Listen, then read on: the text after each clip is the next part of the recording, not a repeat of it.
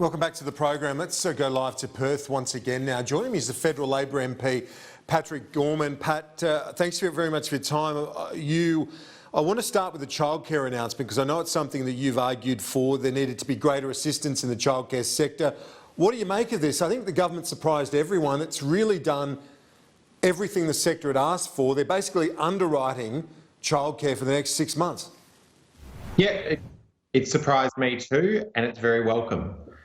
This is sort of the best end of the possible outcomes that we could have seen for the childcare sector, and more importantly, for working parents. This means that people can continue where they are fortunate enough to still have a job, to be able to put their kids in high quality education and care, and we can keep hundreds of thousands of educators in jobs because this is an essential part of our economy.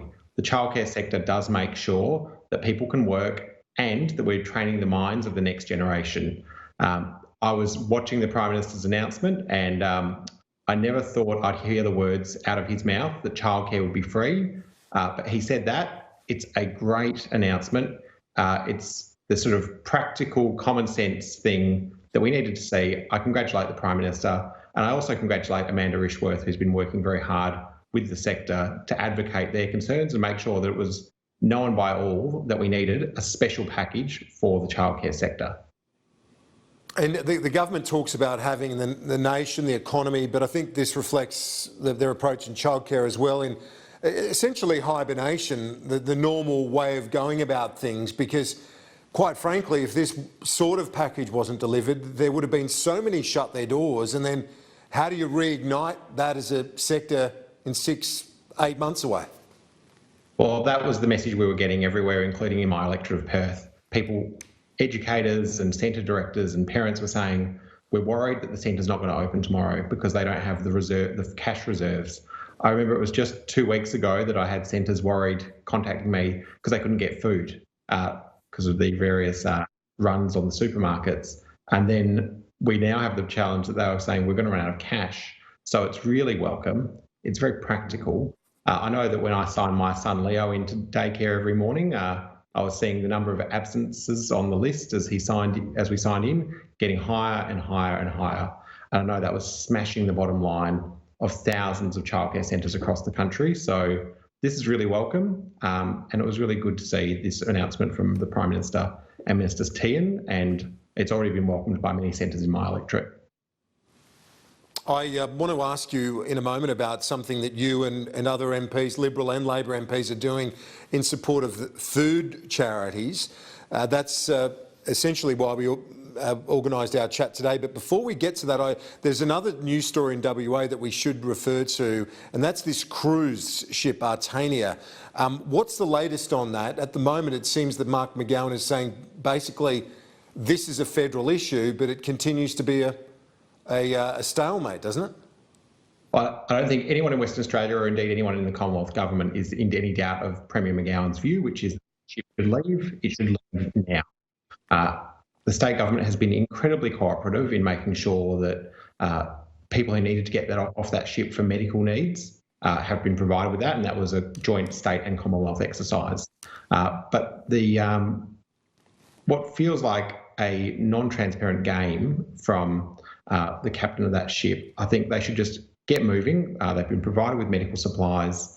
The best thing for the crew on that ship is to start sailing their home port immediately.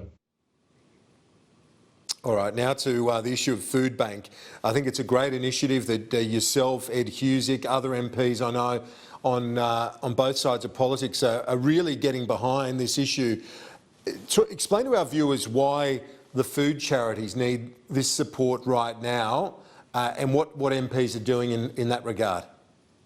Well, Foodbank is the primary provider for hundreds of charities. Here in Western Australia, Foodbank provides 400 different charities with regular supplies of food so that they can go about their business. Now, what's happened is that often they would rely on can drives and food drives in offices. And of course, when you've got so many corporate offices who have now gone to remote working, that's dried up. So they need about, here in Western Australia, for example, about 7.5 tonnes of food donated a week, on top of everything that is done from the resources sector, And I note that the Chamber of Minerals and Energy here in WA today have announced another $6 million of assistance, but they need that community assistance too. And that's why people like myself, Ed Husick, I know Matt O'Sullivan, a Liberal senator here in Western Australia, and so many others. I really shouldn't name anyone because so many are doing things. But I'm trying to make sure we're using our offices and other things and our connections with the community to say, let's try and make sure we continue that supply of food. And some people might have bought a little bit more than they need in recent weeks. And if you've got something in your cupboard that's giving you a little bit of guilt every time you open it up and you see too many pasta packets and you want to do something about it, just give it to Foodbank. They've got drive-through donations. You don't need to have any human contact, and it makes a huge difference. And as you said, I mean, this is a time when they'd be needed as much, if not more than ever. And it's a time when they're not getting those corporate donations for obvious reasons, with many people working from home. That's right. And I think if anyone would normally be doing a food bank donation through their work, they might think about doing something in their personal, in their community. The other thing that I know Ed Husick and myself and others have discussed is whether we need to start looking at having a portion of our food production in Australia allocated to food charities. That might only be 1 or 2%, but it would ensure that those food charities are spending their time distributing food to people who need it most, rather than spending their time trying to figure out where that food is coming from when all of their normal supply chains and their normal donor relationships have fallen apart.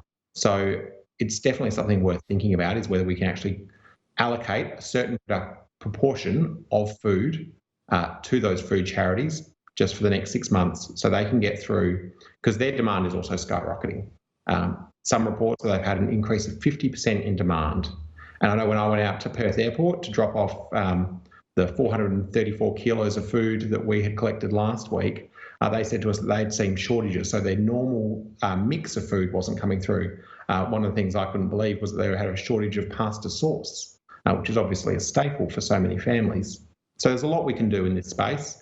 And one thing might be, as myself and Ed Husick and others have suggested, is allocate a certain proportion of Australia's food production so that none of those charities run out.